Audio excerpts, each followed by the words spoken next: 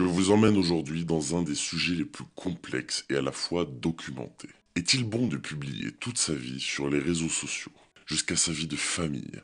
Est-il bon de créer des dramas futiles pour la visibilité, saint graal de tout créateur de contenu? Nous allons rentrer dans un contenu à la fois sombre, ressassant le passé, le présent et le futur, et également totalement décalé de la réalité. Nous allons analyser ensemble les dérives liées à cette personne, ainsi que son entourage. Bienvenue dans ce troisième épisode de LDR, les dérives des réseaux.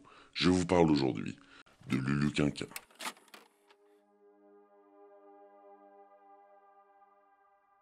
Lulu Quinquin est un liver avec plusieurs comptes, avec un cumul de plus de 30 000 abonnés sur TikTok. Il est important de souligner que malgré le fait qu'il n'ait que 30 000 abonnés, il possède une assez grande visibilité sur ses lives. Au minimum 150 personnes, et lors de dramas, parfois plus de 1000.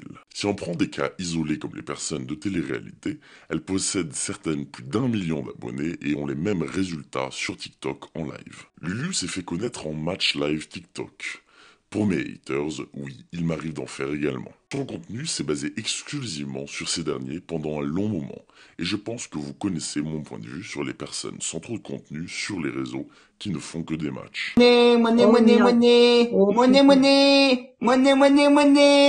Il faut savoir que Lulu a fonctionné parce qu'il est relativement atypique, une personne du Nord avec un côté relativement tuche, et parfois même bon enfant. Ce qui a pu plaire à certaines personnes et parfois amener un côté un peu empathique. Ce qui a poussé certaines personnes à l'aider, malheureusement. Il faut noter tout au long de cette vidéo que Lulu a voulu se diriger à de nombreuses reprises sur des contenus différents, ce qui n'a jamais vraiment marché. Car ce que les gens voulaient voir, c'était la vie de tous les jours, avec des dramas et un côté très beauf, on ne va pas se le cacher. Je ne vais pas trop m'éterniser sur les moments où Lulu a voulu changer de contenu, sur Twitch, en se mettant sur des jeux de simulation de conduite, sur GTA V, etc. Le problème de tout ça, c'est qu'en donnant de la visibilité à des personnes qui vouent leur vie au réseau, en exposant leur quotidien, on les réconforte dans l'idée de continuer, ce qui empire la situation. Situation qui va se dégrader au fur et à mesure du temps. Si cette vidéo peut voir le jour aujourd'hui, c'est grâce à une personne qui a suivi Lulu pendant des mois, en enregistrant une grande partie de toutes ces histoires et de tout ce qu'il a pu se passer, démêler le vrai du faux à de nombreuses reprises. Remerciez tous Lulu, le roi de la galoche. Un compte qui s'est dédié uniquement à combattre certaines choses néfastes amenées sur la plateforme par Lulu Quinquin. Cette personne a joué un rôle extrêmement important dans la sortie de cette vidéo. Et sans elle, elle n'aurait littéralement jamais pu voir le jour. Dans tout cela, nous pouvons nous rendre compte de l'addiction aux réseaux sociaux, puisque la vie entière de Lulu Quinquin se passe en live, de tôt jusqu'à très tard, au point de manger tous les jours devant la caméra. Il prétend être musulman. Ah bon, t'as dit ça, Lulu? Je suis musulman. Ah bon? Ah bon, bah écoute, je savais pas. Voilà, j'en apprends. Non, il faut tout savoir de notre vie.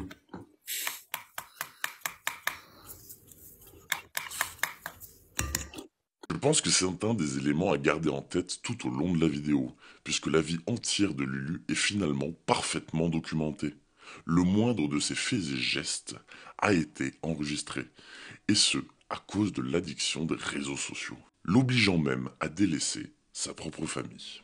Mais ça aussi, nous allons le mettre de côté, pour y revenir un peu plus tard. Comme une grande majorité des personnes sur TikTok, le premier bénéfice est financier, et je vais vous expliquer tous les détails tout au long de cette vidéo, car c'est un élément central, comme dans beaucoup d'histoires finalement. Les gens sont souvent sur les plateformes pour l'argent. Vous vous doutez que si je vous parle de ce sujet actuellement, c'est qu'il y a des magouilles, des fraudes, et parfois bien pire. Sinon, cette vidéo n'aurait jamais vu le jour. Je vais aller crescendo, le but étant de vous immerger dans le personnage de Lulu Quinquin. Attention, quand je parle de personnage, je ne dis pas qu'il joue un rôle, puisque ce n'est pas le cas. Tout cela pour faire en sorte que vous compreniez, comme beaucoup de personnes, pourquoi est-ce qu'il a su accéder à suffisamment de visibilité pour se faire remarquer et devenir problématique. Dès le début, il y a eu une entrée relativement fracassante. Une des choses qui a permis à Lulu d'avoir autant de visibilité, ce sont ses haters. Sur les réseaux, dès lors que vous commencez à toucher un petit peu d'argent, c'est une chose qui revient régulièrement. En l'occurrence, ce qui revenait le plus, c'était va travailler. Je vous parle de cela en connaissance de cause, mais désolé pour vous, que je sois en vidéo, en live ou en match, c'est mon travail. Et je propose quelque chose de suffisamment conséquent pour prétendre avoir une place légitime sur les plateformes. Oui, je m'adresse encore un petit peu à vous, mes haters. Souvent, les personnes sur TikTok ne font que des matchs live. Nous l'avons déjà vu dans plusieurs affaires, notamment Ryan404, vidéo malheureusement indisponible. Ne faire que des matchs live sans contenu s'apparente selon moi à une forme de mendicité. On reste assis en demandant de l'argent. Tout comme une personne dehors pourrait rester assise en demandant de l'argent.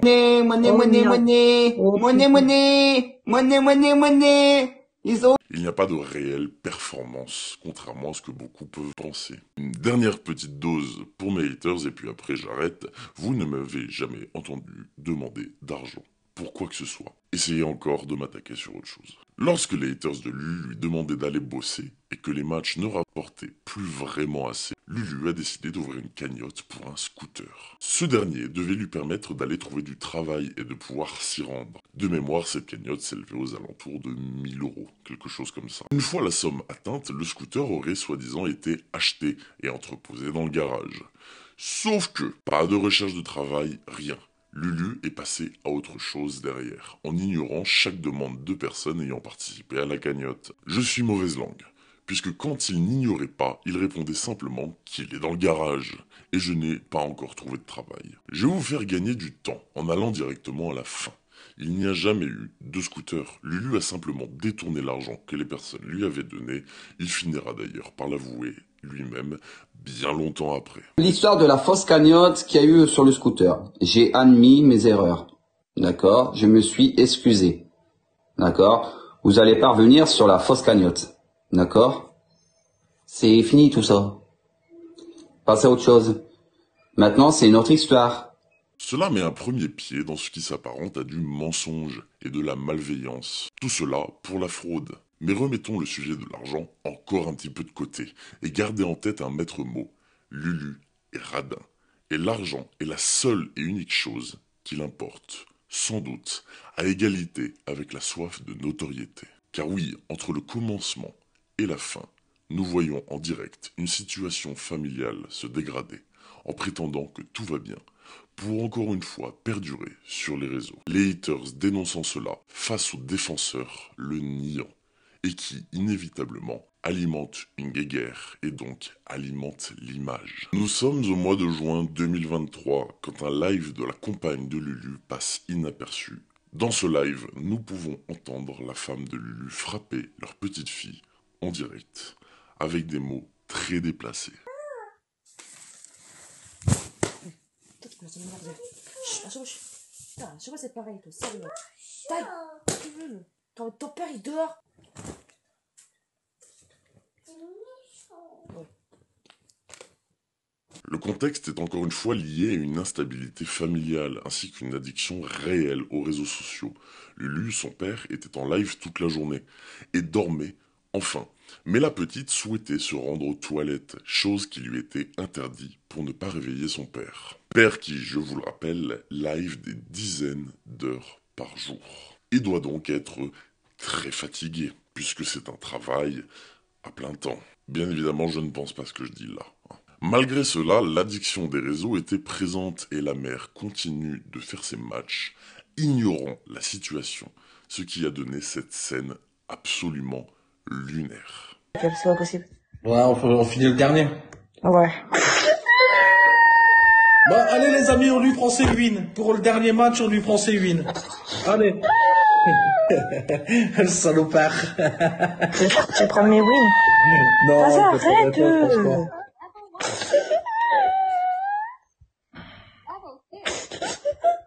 Bonjour, Salut papillon. Maïva. Ryan, ça va?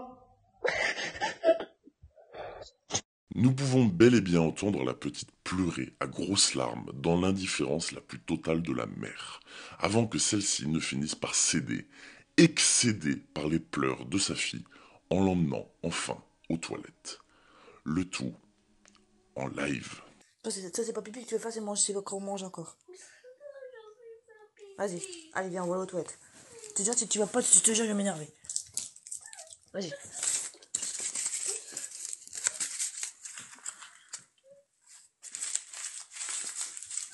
Vas-y.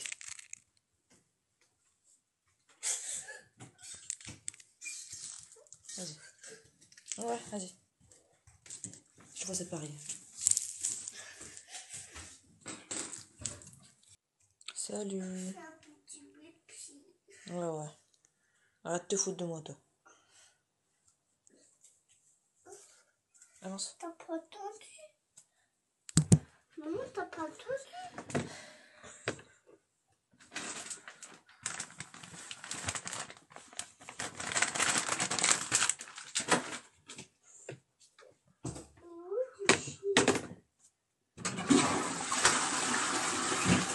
C'est quand même dramatique de se dire que la mère préfère continuer à faire des matchs live pour essayer d'engendrer de l'argent, plutôt que de s'occuper de sa propre fille qui est en état de détresse juste à côté. Oui, le mot détresse est fort, mais je parle d'une détresse émotionnelle là. Maman, occupe-toi de moi. Maman, emmène-moi aux toilettes. J'ai envie d'y aller. Pour information, cette petite a 6 ans.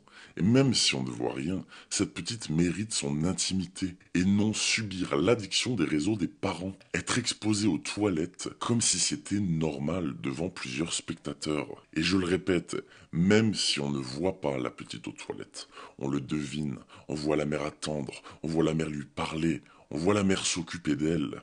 Et comme vous pouvez le voir, nous rentrons dans une sphère très personnelle, mais à la fois publique. Nous assistons à la maltraitance et à la dégradation d'une famille en direct. J'ai parlé de ce sujet sur une vidéo TikTok qui a fait environ 800 000 vues. Et sans surprise, Lulu et sa famille ont nié. Et malgré le fait qu'ils décident de nier perpétuellement ce qu'on peut leur reprocher, ils se sont contredits à de multiples reprises devant l'indiscutable. Car oui, entendre une petite se faire frapper avec des mots très déplacés, ce n'est pas discutable. En découvrant cette vidéo déjà... Malin. C'est malin. C'est quoi, c'est la vidéo sur Best of? En fait, ma femme fait une petite clique à la petite, ça s'entend, donc là on est dans la merde. C'est bien. On est dans la merde. Ah, c'est malin.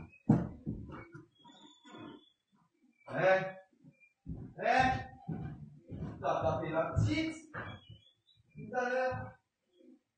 Sur là, il y a une vidéo qui tourne, hein. Tu la tapes, hein. Ah bah putain. Ah bah là, on est dans la merde, là. Là, on est dans la merde. Il y a une vidéo qui tourne, hein. C'est laquelle, J2? Je sais pas pourquoi, on va pleurer, etc. Viens, on sait pas, c'est pourquoi maintenant. C'est sur quel compte, J2? Bah, la tienne va être ramassée, hein, c'est certain. Encore en match avec un protagoniste qui va souvent revenir, Batman, Branlix, Joker, une personne avec plein de pseudos, qui se sert uniquement des haters de Lulu pour gagner de l'argent en jouant des matchs non-stop contre lui. Une personne qui depuis le début voit tout ça, mais qui ne dit rien, ne fait rien. En bref, quelqu'un qui fait le choix du silence pour l'argent. En bref, un complice. On pourra parler un petit peu plus tard de la personne de Elvis qui fait énormément de matchs contre lui. Également. Pourquoi est-ce que c'est un élément important de faire des matchs contre Lulu? Puisque Lulu a tellement de haters que dès lors que vous faites des matchs contre lui, des haters vont vouloir énerver Lulu en le faisant perdre et donc vont vous donner de l'argent à vous, personne contre lui. Et des personnes comme Branlix, comme Elvis, vont se servir et se servent encore au moment où je vous parle de ça pour générer un maximum d'argent, ignorant volontairement ce qui se passe autour de Lulu, choses qui sont plutôt graves. Elvis est un cas tout à fait similaire à Lulu, une personne qui a fait le choix de ne jamais travailler, qui expose ses factures pour qu'on lui paye en live, qui ne pense qu'à l'argent, et un fraudeur invétéré, des cagnottes pour des voitures, pour des téléphones, pour des Xbox, pour tout ce que vous pouvez imaginer. Mais ça, je pense que ça peut faire un sujet à part entière, croyez-moi. Un élément qui revient souvent, ce sont les services sociaux. Lulu, comme vous l'aurez compris, est déjà suivi pour sa famille. Tu sais que j'ai services sociaux, ça y est gros. T'es au courant? Ouais, j'ai vu ça sur ta vidéo, wesh, quel bail. Ouais. Regarde. Lucas Kien, les gars, là, il est dans la merde à cause de vous, là. C'est pas du bluff, hein. Là, j'ai vu la vidéo, wesh, ça a duré 4 minutes, j'ai vu ça dès le réveil. C'est là, hein. C'est chaud. Bien sûr que oui, gros. Les services sociaux, ils ont cette vidéo dans les mains, c'est terminé pour nous. Hein. Déjà, on est suivi par le service éducatif. Ben, laisse tomber, hein, c'est terminé. Hein. On a déjà une situation préoccupante concernant la petite. Bah là, ils voient ça, c'est terminé. Hein. C'est ça? Non? Je suis d'accord sur le sens que on entend des bruits suspects et qu'il y a une insulte. Je suis tout à fait d'accord. Mais dans aucun cas qu'il y a de la maltraitance, et je défendrai ma femme. Et je protégerai ma fille.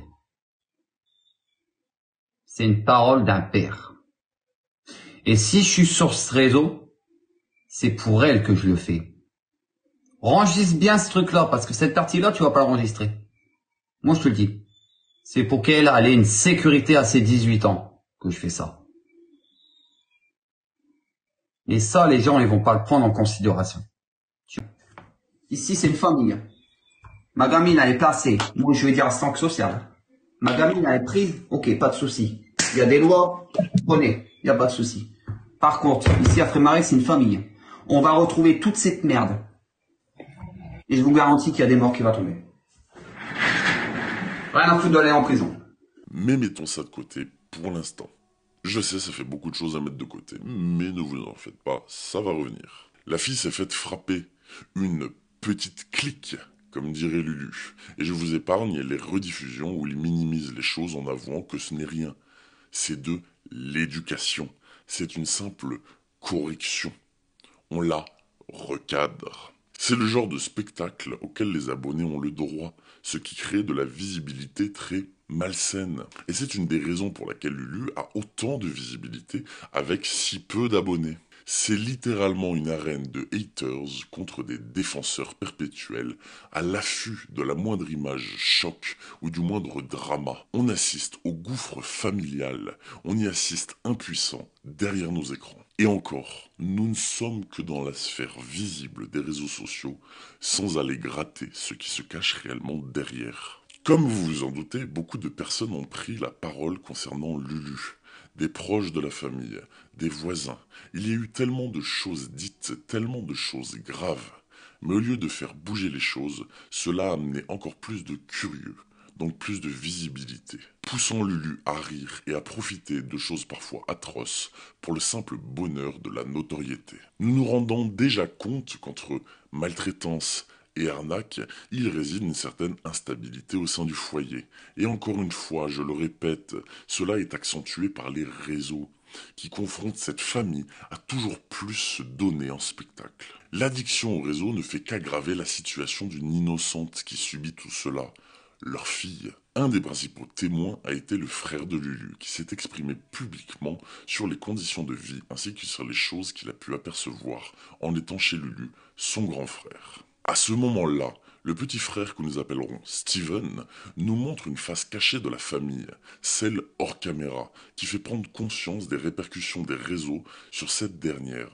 Il nous établit un profil instable, comme quand il nous raconte que Lulu met des cadenas et coupe le chauffage pour faire des économies et ne pas dépasser 17 degrés. Et qu'il coupait les compteurs la nuit pour éviter de trop dépenser. Il met des cadenas au niveau des radiateurs. Obligeant la famille à vivre avec des pulls, des sweatshirts, etc. Il nous explique que la fillette est dénutrie, ne mange pas à sa faim. Par rapport à l'alimentation, parce que du coup tu me disais que vous mangez des pâtes, des frites, etc. Mais du coup la petite, est-ce qu'elle avait du coup un menu qui était adapté avec des goûters, avec ce genre de choses ou... Alors clairement, je vais répondre sincèrement à ça. Pour moi, je le dis très clairement, elle ne mange pas équilibré, honnêtement. Hein. Et les légumes, tout ça, c'est très peu. Ensuite, j'ajouterai juste ce dernier plat. Hein, désolé d'hausser le ton, qui m'a perturbé. Hein, honnêtement, hein, couper des bouts de saucisson, couper des petits bouts de knacky, mettre de la crème fraîche et faire revenir tout ça à la poêle. En fait, non. Il y a bien des choses qu'on peut faire, mais ça, non, en fait. C'est qui fait des bouts de saucisson à la poêle? Vous m'expliquez dans le chat. Dites-moi, qui fait des bouts de saucisson à la poêle? Allez, débat. Oui, vous l'entendez bien, du saucisson à la crème. Où sont les plats équilibrés? Et on peut le voir, Lulu mange uniquement des pâtes en live, tous les jours, sans légumes, sans viande, rien. Il nous explique que c'est un seul repas par jour, également. C'est un repas par jour, à peu près. Ah ouais, c'est un seul repas par jour? Bah, à peu près, oui. Les pâtes d'Aïcha étaient pas bonnes, hein. Le problème, c'est qu'elles étaient pas trop cuites. C'est le seul problème. Et donc, dans ce cas, en une semaine, avec un repas par jour, c'est-à-dire vous mangez quoi au quotidien? Oh là là. Entre des pâtes, des frites, des frites et des pâtes, il n'y a pas eu beaucoup de choix. Même si Lulu a toujours été fin de corpulence, ceci explique cela également. La petite fait 16 kilos à l'âge de 6 ans. Toujours été maigre. C'est vrai que la petite, elle a eu 6 ans, hein, me semble-t-il, en octobre. Ah bah, si on veut parler de la petite, est-ce que vous connaissez les poids corporels, poids, âge? Pour vous aider, 16 kilos, c'est l'extrême tout en bas. Soit le poids d'une enfant de 4 ans, et elle est en pleine croissance. C'est absolument grave. Il nous parle des conditions d'hygiène, des bains. Vous voulez savoir le bain? On veut savoir, oui. Sachez que le bain, c'est 3 dans la même eau. Quand j'étais là, c'était 4. Quoi? Et du coup, tu t'es baigné dans la même eau qu'eux? Ah bah, pas le choix, faut bien se laver quand même, merde. Quoi? Et qui s'est lavé le premier? Et c'était le bain de la semaine, en plus. Ah bah, c'est tous les 3 jours chez eux. Mais pourquoi tous les 3 jours? Toutes les personnes se baignent dans la même eau, à tour de rôle, pendant plusieurs jours, pour finir sur le fait que sa nièce serait mieux en foyer. Actuelle, donc ma nièce, pour moi, elle serait bien mieux au foyer. Elle aurait un repas équilibré, elle aurait des heures de sommeil équilibrées. Dans cette conclusion, Steven parle du cycle de sommeil de cet enfant. Petite, honnêtement. Moi, pour moi, c'est voilà, c'est ma petite conclusion en gros que je vais vous faire. Pour moi, elle est sous-alimentée. Elle ne dort pas, elle n'a pas un cycle de sommeil comme il faut, honnêtement.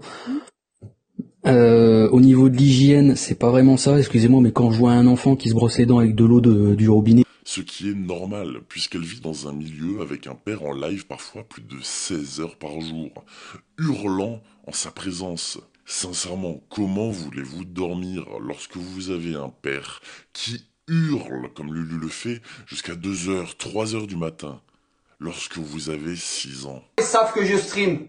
Allez vous faire Ça suffit. C'est bon, là c'est en train de me gaver. Là, vous allez commencer à me chauffer. Là, vous allez commencer à me chauffer.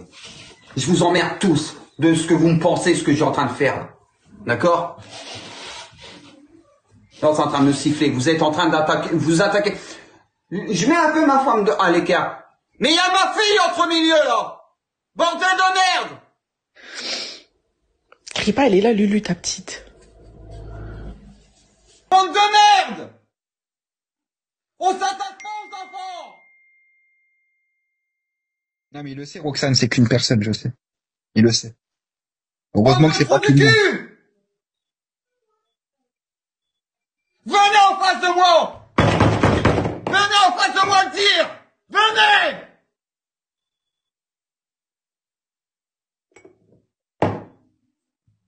Bande de merde!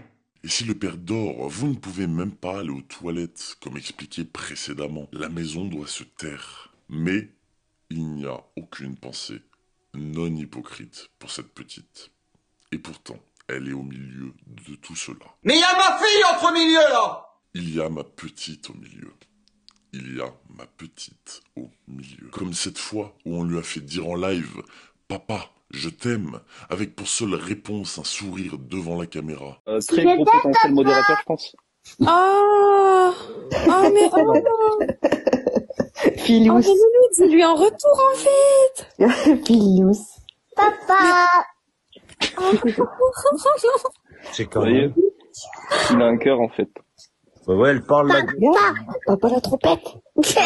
Comme ces innombrables fois où on l'interroge sur les conditions de vie en live pour prouver que tout va bien. Une petite n'a pas à voir son image diffusée sur les réseaux sociaux. Et c'est pour cela que je ne montrerai aucune séquence d'elle. Elle est censée se construire, grandir, loin de la toxicité du monde des réseaux sociaux. Oui, cette petite est instrumentalisée, car la famille se positionne comme défendant leur famille. en publiant sans cesse les paroles et l'image de cette petite. Sachant qu'en parallèle, vous avez des scènes où il gueule parce qu'il ne souhaite pas être dérangé en live. Quoi? Qu'est-ce que ça fait? C'est vraiment un grand... Comment peut-on à la fois présenter « j'aime ma famille » et « ne me dérangez pas ». Cela permet aussi d'amadouer les personnes, incitant à aider cette famille financièrement, alors que Lulu avoue avoir touché plus de 50 000 € en un an. Mais ça, on y reviendra. Car oui, mettez-vous à la place des personnes spectatrices de ça. Vous voyez cette situation sans avoir connaissance de la douche, de l'alimentation, etc. Vous avez envie de donner un petit peu pour cette petite, pour ce foyer qui vous paraît un petit peu beauf, un petit peu tuche. Sauf que vous allez vous rendre compte que l'argent n'ira jamais à cette petite. Le voisin aussi s'est exprimé, en parlant d'une fois où il a dû intervenir parce que la mère a menacé la famille avec un couteau, en pleine crise d'hystérie. C'était elle, hein? Ah ouais. Tu te souviens de cette vidéo? Ah ouais, c'était elle. Bah je le sais, moi, je le sais. Bah oui, je sais que c'était elle. Ça en est même venu avec un couteau. C'est ma femme qui a été chercher sa fille à sa maison. Qui a pris... Ma femme, elle a pris sa fille, elle a écarté sa fille, elle l'a ramenée à ma maison. Mais non, ouais. ça c'est vrai qu'on l'a jamais su par contre. Mais également, lorsqu'il explique que les rares fois où la petite est venue manger chez lui, elle était heureuse, car c'était bon. Et ce sont les mots de la petite. C'est bon. Elle était heureuse de manger de la viande. Je précise aux personnes que les infos sont vérifiées. Il ne s'agit pas d'inconnus témoignant, mais bel et bien du frère et du voisin de Lulu. Nous comprenons un peu plus à ce stade qu'il y a une instabilité familiale, que ce soit une instabilité psychologique ou alors dans le cadre, et que la petite subit cette situation, avec des parents addicts au réseau, négligeant visiblement son éducation et ses besoins. Besoins pourtant élémentaires, comme le chauffage, l'hygiène, les repas, la qualité de la nourriture. Enfin bref, rien ne va. Et lorsqu'on se rend compte de cette réalité, tout paraît un peu plus sombre. Le portrait d'une famille se détruisant pour la visibilité, pour TikTok. Et là-dedans, que font les services sociaux? On pourrait penser que les services sociaux agissent, mais non. Ils ont un suivi déjà établi et malgré de nombreux signalements, rien ne bouge. Une personne de ma communauté est à l'origine du mouvement des services sociaux après l'histoire de la petite frappée en live. Lulu a bel et bien été entendue, et la petite aussi. Dans sa maison, en présence de ses parents. Vous voyez très bien ce que j'en pense. Malgré les différents signalements à l'ASE, au 119, rien n'a bougé, comme si tout était mis dans une bulle, isolé. Et pourtant, tout est tellement public. Je parle de services sociaux, mais je peux aussi parler de la CAF, car Lulu ne savait pas qu'il fallait déclarer ses revenus TikTok. Car oui, quand on touche 50 000 € à l'année, il faut payer son URSSAF, ses impôts, etc. Pourtant, il touche en parallèle le RSA, les allocations, etc. Ce qui a amené Lulu à devoir rembourser un trop-perçu de plus de 6 000 €, chose qu'il ne fera probablement jamais à cause de ses problèmes d'argent. Bref, on pourrait parler de tout ça pendant des heures, et cette vidéo ne vous expose peut-être que 30% de la situation. Et malgré ça, vous vous rendrez compte que rien ne va. Comme vous vous en doutez, l'aspect financier est au centre de tout cela, car 50 000 € représentent plus de 4 000 € par mois, chose qui peut monter à la tête de certaines personnes. Pourtant, je vous ai dit qu'il était radin. Chauffage coupé, le moins de dépenses possible pour la nourriture, et surtout, le moins de dépenses possible pour sa fille. Désolé, mais nous allons aussi mettre ça de côté, pour l'instant. Lulu gagne sa vie via les live matchs, des donateurs qui donnent de l'argent sur les matchs. Rien de plus compliqué. Il en a compté 3 principaux, Charlie, Jean-Luc et SS. Je me suis demandé comment les personnes en sont venues à donner autant. On parle de plus de 10 000 € pour Charlie, et je pense qu'on est même bien au-dessus. Je pense même plus de 2 fois au-dessus. Et plus de 5 000 € chacun pour Jean-Luc et SS. 3 profils très différents, mais pourtant 3 profils qui ont un point commun. Lulu. Charlie est une personne ayant une entreprise expatriée en Thaïlande. Jean-Luc est un musicien et SS un créateur de contenu sur les jeux vidéo qui possède plus de 300 000 abonnés sur TikTok. Ce qui revient à chaque fois, c'est le financement de ses projets. Vouloir aider Lulu et surtout sa fille. Disneyland par exemple. Et j'en suis venu à jouer, ben écoute, moi je l'ai connu, je regardais ses lives sans commenter, tu vois. Il n'y avait pas l'époque des badges, etc. Quand les badges sont sortis, j'ai commencé à jouer chez lui. Et je pense qu'il a vu que mon badge augmentait très vite, donc il a commencé à bien m'aimer, parce que c'est une personne qui te juge en fonction des badges. C'est-à-dire que s'il perd son live TikTok match, il va regarder la liste des téléspectateurs, regarder tous les badges et juger qui est en capacité ou non de le faire gagner. Et si tu le fais pas gagner et qu'il juge que tu es en capacité, t'es mort mon pote. Moi j'ai joué pour lui faire plaisir, pour sa petite, pour ses projets. Il voulait s'acheter un PC, on l'a aidé. Il voulait s'acheter un scooter, il nous a menti, mais on l'a quand même aidé. Il voulait aller à Disney, on l'a aidé, on a tout fait pour lui. Je vais pas dire qu'on a tout fait, mais si on n'était pas là, il aurait pas eu 95% de ce qu'il a à l'heure actuelle.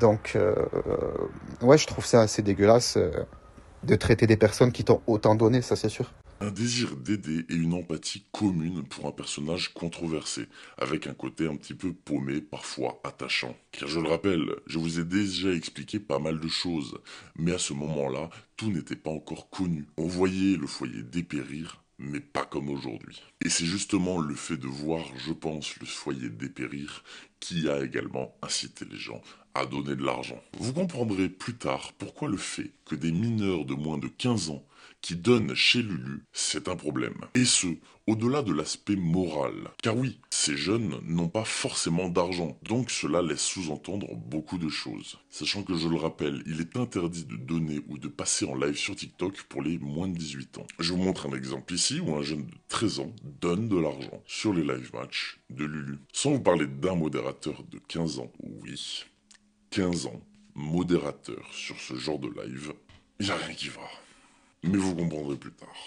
Recentrons-nous et parlons des fraudes, des mensonges liés à cette situation financière et surtout à la manière dont Lulu remercie les personnes. Lulu se plaint tous les jours de ne jamais avoir d'argent, au point de demander parfois pour simplement un pack de coca. Je prends mon fils, et ben j'ai un pack de coco qui paye. Mais possède 7 téléphones neufs sous blister. 7 téléphones, le mec.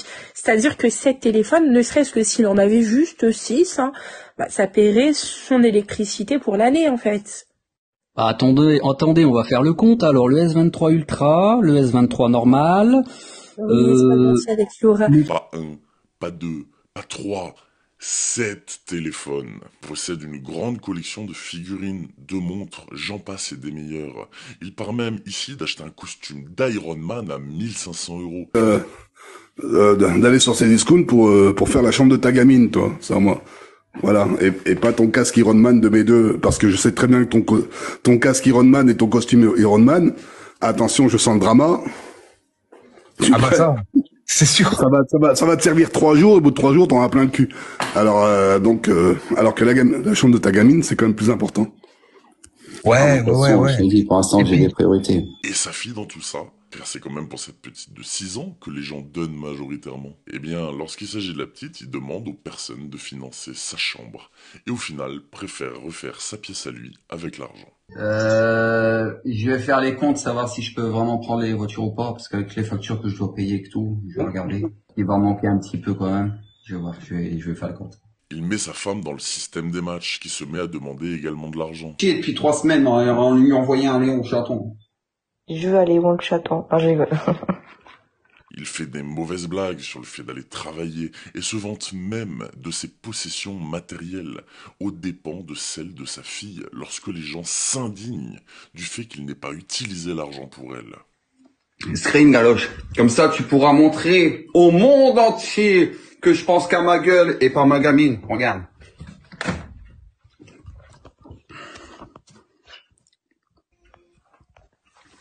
Oh bah merde, ce matin j'ai reçu des nouvelles voitures de Fast and Furious. Oh merde, je pense qu'à ma gueule.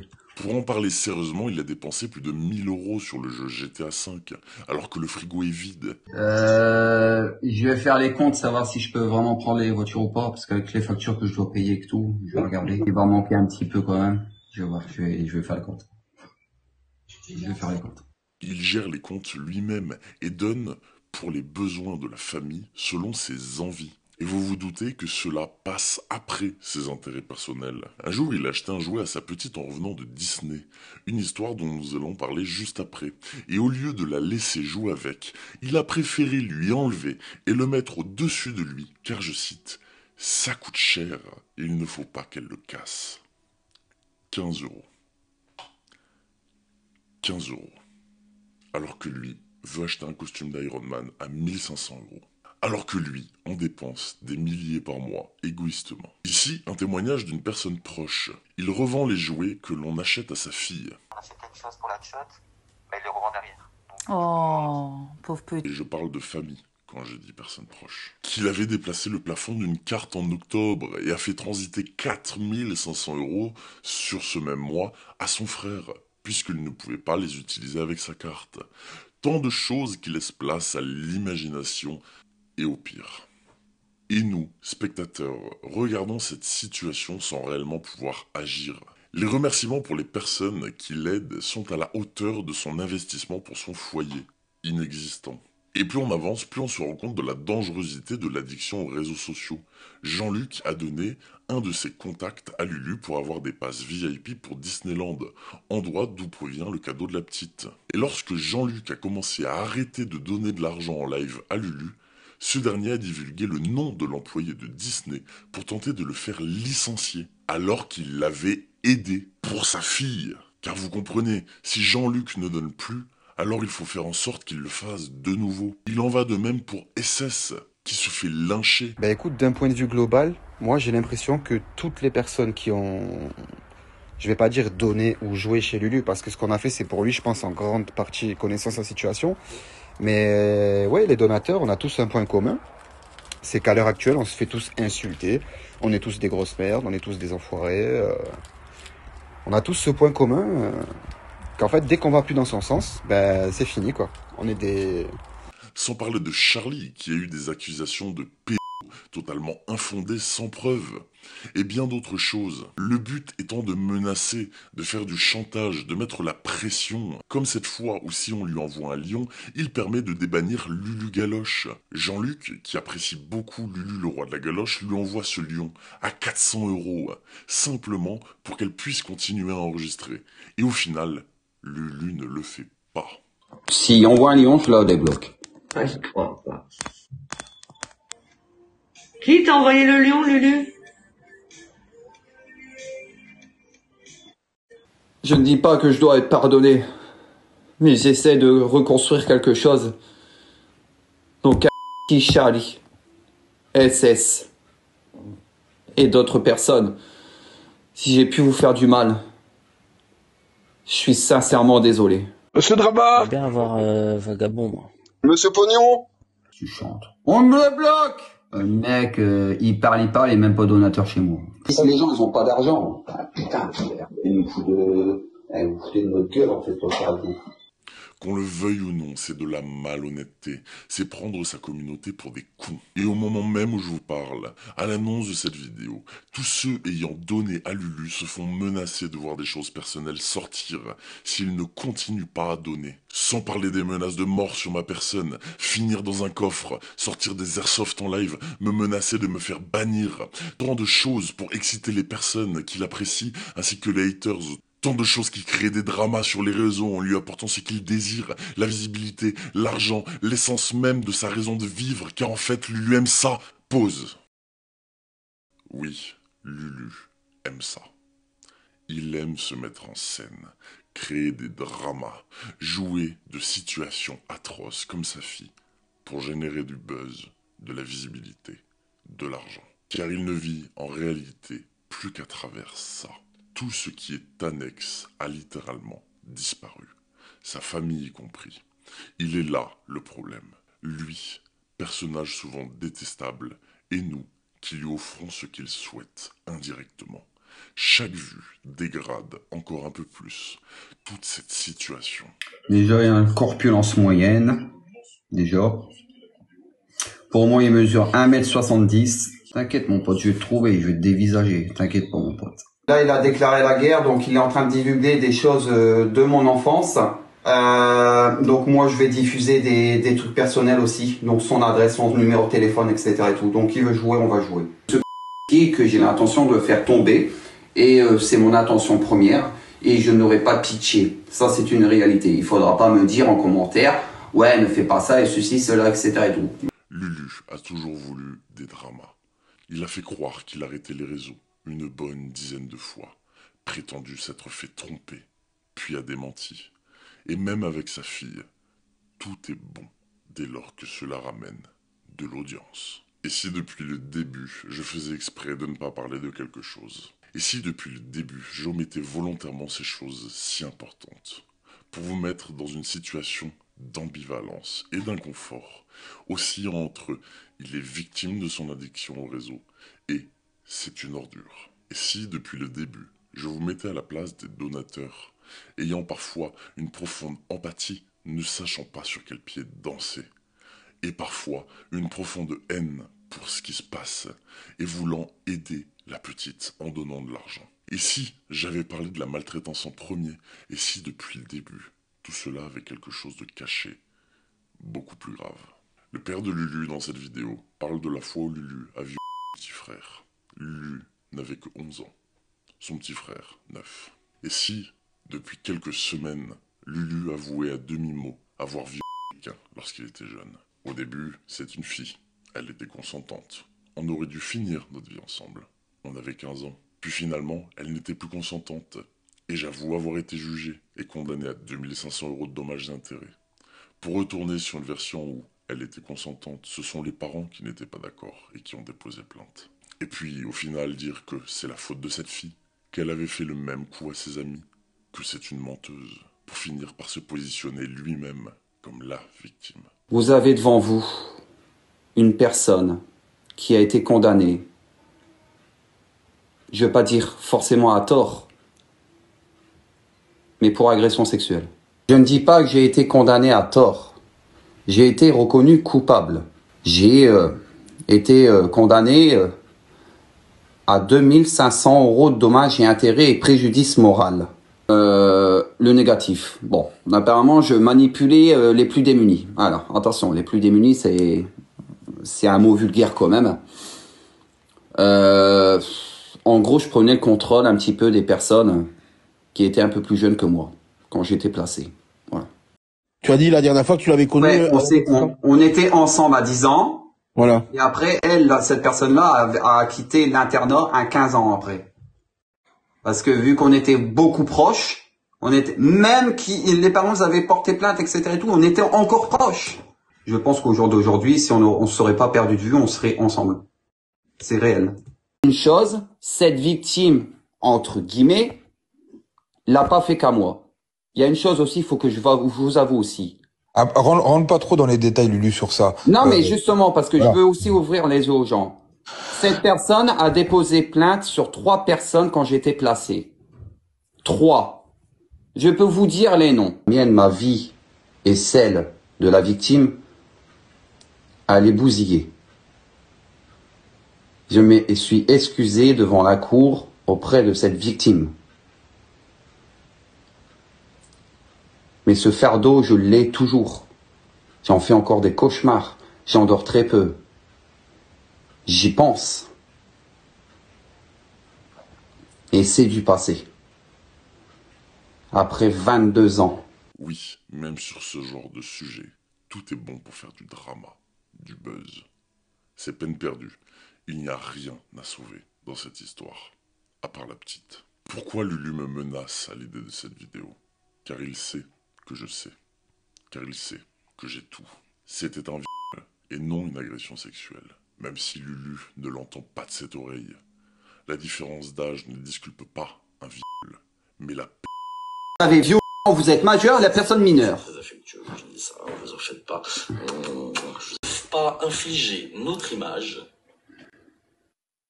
à ces personnes-là. Ah non, violer, vous savez ce que ça signifie, violer? À nous oublier. Vous savez pas ce que ça signifie, ce mot violer. Vous n'avez pas violé un gamin ou une fille, peu importe comme vous le prenez. 150 fois.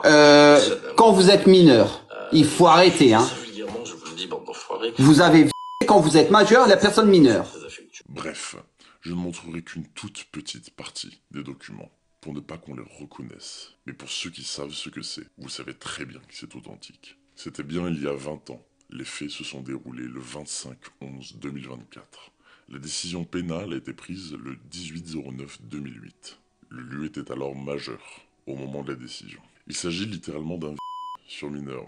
Lulu avait à ce moment-là 16 ans et demi. La victime en avait 12. C'était un garçon. Son frère, ça, vous commencez à comprendre. Remettez tout le contexte de cette vidéo en sachant cela. Et vous allez voir qu'elle a une tournure très différente. Et que cela peut laisser sous-entendre énormément de choses. Choses dont je ne peux pas parler. Bref, on m'accuse d'être un monstre, voulant faire ressurgir le passé. Mais je ne vois pas les choses de cet œil. Mon passé, je l'ai dit, j'ai vendu des stupes, des armes. Je n'ai aucune victime derrière moi. Vous le verrez le lendemain de la sortie de cette vidéo, sur celle de Samzira, qui sortira malheureusement sans mon consentement, puisque j'avais demandé de la diffuser beaucoup plus tard, pour des problèmes de harcèlement qui se passaient en ce moment sur ma personne. Et que cette vidéo allait simplement me nuire plus qu'autre chose. Je ne suis pas un monstre, mais nous choisissons nos vies. Lulu, à mes yeux, a choisi de condamner une partie de la sienne, car personne ne l'a forcé à faire cela avec des jeunes. On ne peut pas dire que son serpent a malheureusement glissé tout seul dans les fesses d'un autre. Une fois que l'on a détruit une vie, fait une victime ad vita aeternam, on se doit de ne pas s'exposer, par respect pour elle. Elle n'a pas à voir notre succès publiquement, à subir notre tête, notre réussite sur les réseaux, alors que elle, sa vie, ne sera peut-être plus jamais pareille. Et le coupable et la victime sont incomparables. Le coupable avait le choix, la victime, elle, ne l'avait pas. Alors je suis peut-être un monstre, fermé d'esprit, mais tout le monde ne mérite pas une seconde chance à mes yeux. Les réseaux dans cette histoire ont accentué des problèmes déjà présents, car toutes ces choses ne sont pas nées des réseaux. Elles ont été amplifiées par la négligence de plus en plus présente de Lulu. Lulu n'est pas une victime, même s'il subit un cyberharcèlement réel. Et c'est à nous, spectateurs, de ne plus regarder cela. Qu'on l'aime ou qu'on ne l'aime pas. Comment se fait-il que j'ai parlé de quasiment tout, mais qu'il reste encore autant de temps à regarder sur la vidéo? Simplement car je souhaite vous parler d'un peu plus de choses. Car l'histoire de Lulu et la dimension qu'elle amène est bien plus profonde que simplement des faits sur les réseaux sociaux. Nous sommes tous confrontés sur les réseaux en tant que spectateurs et créateurs à la problématique de la sincérité. Que cela soit vis-à-vis de la personne, celle que l'on regarde, celle que l'on est.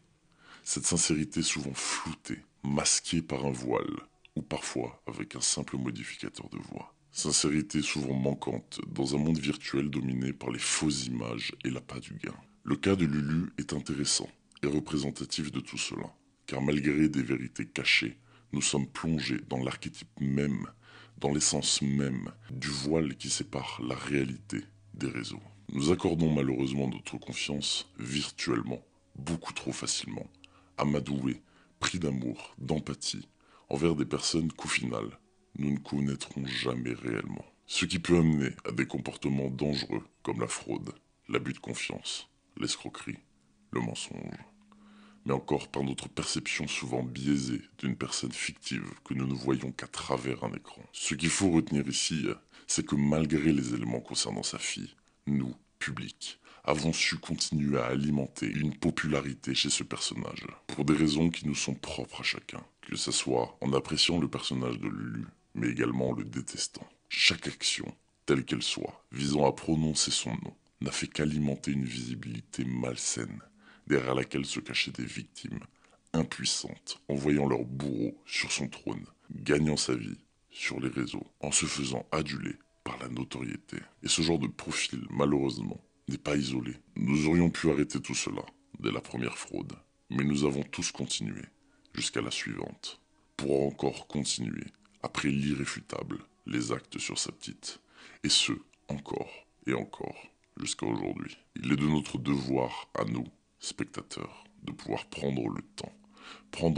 d'ignorer les personnes malsaines, pour ne pas alimenter cette machine perpétuelle et énergivore, qui est la visibilité. Car oui, sans visibilité, nous créateurs, que nous soyons bienveillants ou non, ne sommes plus personne. Nous n'existons qu'à travers vous, qu'à travers vos yeux, vos ressentis, votre cœur, qui amène les personnes que vous êtes à liker, commenter et nous apporter une partie de vous, votre temps, celui qui ne se récupérera jamais. Avons-nous envie?